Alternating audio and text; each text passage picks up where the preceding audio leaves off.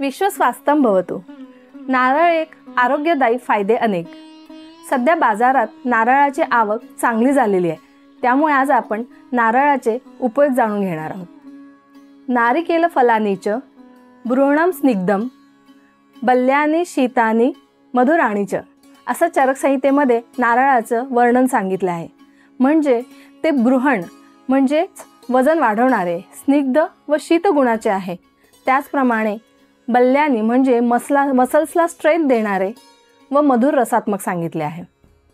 नारळ पाणी हे नैसर्गिकरित्या इलेक्ट्रोलाइट्सने भरलेले असते, त्यामुळे ते शरीरात चांगलं हायड्रेशन करतं। अशा वेळी जेव्हा ताप, जुलाब किंवा उलटी किंवा अधिक काळ आजारी असेल, अशा वेळेस शरीरातील पाण्याची कमतरता होते व यावेळेस इलेक्ट्रोलाइट्स इम्बॅलन्स होतात व ते बॅलन्स करण्यासाठी नारळ पाणी हे अमृतासमान ठरतं।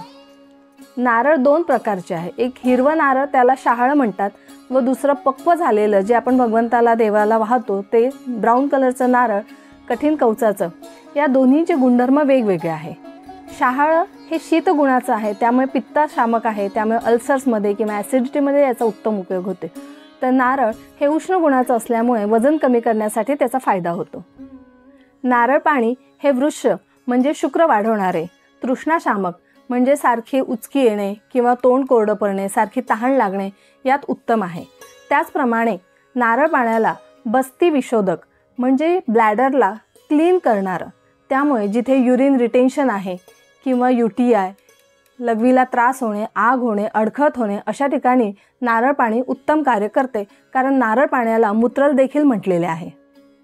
नारळ पाण्यामध्ये असलेल्या पोटॅशियममुळे ते हृदय व उच्च रक्तदाब असणाऱ्यांना उत्तम सांगितले आहे। ऑस्टिओपोरोसिस म्हणजे हाडांची झीज होणे, यासाठी शुद्ध खोबरेल तेल 1 चमचा रात्री झोपताना गरम पाण्यासोबत घ्यावं, त्यामुळे वंगणासारखं काम करतं व तसेच गुड कोलेस्ट्रॉल वाढवण्यासाठी सुद्धा मदत होते।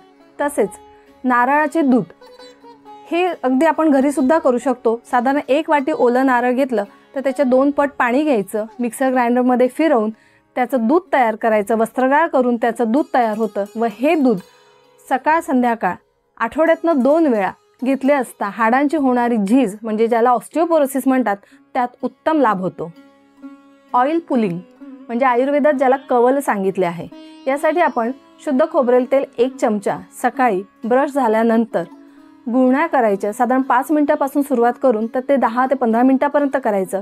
यामुळे ओरल केअर म्हणजे ज्यामध्ये दातांच्या हिरड्यांना सूज येणे किंवा त्यातून रक्तस्राव होणे किंवा दात किडणे यासारख्या समस्यांना त्याचा उत्तम लाभ झालेला असतो। अशा सर्व गुणसंपन्न नारळाला त्यामुळेच राखी पौर्णिमे किंवा नारळी पौर्णिमेच्या दिवशी नारळी भात करतो, कारण त्यामध्ये ओलं खोबरं, शालीषष्ठिक तांदूळ, लवंग, शुद्ध गाईचे तूप, दालचिनी, केसर असा सर्व गुणसंपन्न असा आहार घेऊन शरीरासाठी हितकर ठरतो व त्यामुळेच या नारळी पौर्णिमेला सगळ्यांनी नारळी भात आवर्जून खावा। शेवटी या रक्षाबंधनाच्या निमित्ताने सर्व माझ्या बंधू भगिनींना खूप खूप शुभेच्छा। धन्यवाद।